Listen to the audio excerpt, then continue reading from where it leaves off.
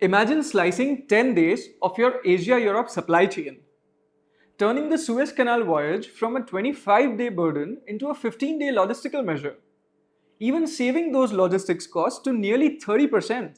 It's not just about the 10 days saved, but the scale and interconnectedness it brings to the geoeconomic power play. But in a world defined by choke points, climate targets, and shifting alliances, how can India turn this opportunity into geoeconomic power? The Suez Canal handles roughly 12% of global seaborne commerce and around 30% of all the containers. Over $1 trillion in goods each year. This creates big risks. We saw in March 2021, grounding of the Ever Given stalled traffic for almost 6 days. This disrupted an estimated $2 billion of US economic activity. It is a very good example of how one single point can cause chaos everywhere. Fast forward to 2023 and 2024. The Houthi militants struck more than 50 commercial vessels in the Red Sea. This forced costly detours around the Cape of Good Hope and drove freight rates by up to double-digit percentages. So you see, the IMEC is about more enhanced security and efficiency, building resilience so that you do not rely on just one point causing chaos everywhere on the globe. Unveiled on 9 September 2023 at the G20 that happened in New Delhi, the IMEC is backed by an MOU signed by India, the US, UAE, Saudi Arabia, the EU, France, Germany, and Italy. It links Western Indian ports like Mundra, Kandla, the JNPT to Gulf hubs like Fujairah, Jebel Ali, Abu Dhabi, then overland via Saudi Arabia, Jordan, Israel, and northward toward Piraeus, Trieste, and Marseille into Europe. The IMEC is hailed to be multimodal because beyond rails, it embeds green hydrogen pipelines, electric rail lines, subsea digital cables, and interconnected energy grids. This manifests India's one sun, one world, one grid vision on a continental scale. Analysts estimate that the IMEC corridor could cut transit times by 40%, lower the logistics cost by 30%, and help with the carbon emissions, lowering them by 30 to 40% versus the Suez-only route. This makes it faster, cheaper, and greener. Now let's be realistic. The scale of this project will cost an absolute fortune. Delivering IMEC will cost hundreds of billions of euros in CPEC, mobilized via blended finance public-private partnerships, multilateral development bank guarantees, and green bond issuances. Under the EU's Global Gateway Strategy, Team Europe plans to mobilize 300 billion euros in sustainable infrastructure development from 2021 to 2027. This will create a financing runway for the IMEC sub-projects.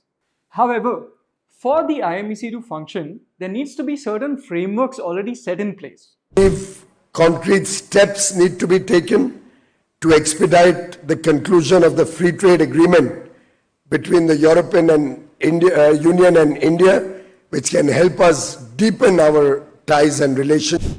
Now for this, the India and EU are negotiating a free trade agreement slated for 2025.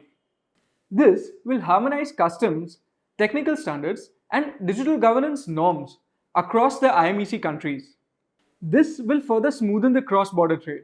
Now, getting these standards to align is very crucial to make this whole thing efficient.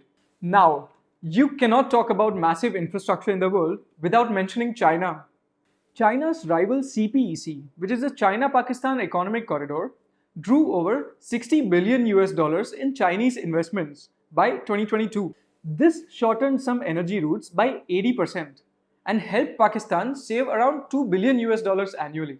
The IMEC counters this by diversified sea rail corridors that bypass these choke points. And by integrating green energy, it aligns with global decarbonization targets. This is majorly drawing in partners in finance compared to traditional infrastructural projects. Now, speaking of Pakistan, their geopolitical position is quite tense with India at the moment. On 22nd April 2025, a terrorist attack shook India. 22nd April, at least 26 people were killed and many injured after terrorists opened fire on tourists in Jammu and Kashmir. This attack triggered a swift and sharp action from India, both economically and diplomatically. The Indus Waters Treaty of 1960 will be held in abeyance with immediate effect. In its retaliation, Pakistan responded with strict measures against India, closing up its airspace and all trade. This includes trade for Indian goods even from third countries into Pakistan. In this climate, Pakistan will heavily rely on CPEC, while India will turn to IMEC with partnerships with Gulf countries and Europe. This move from India helps it diversify its trade networks as well as hedge regional risks.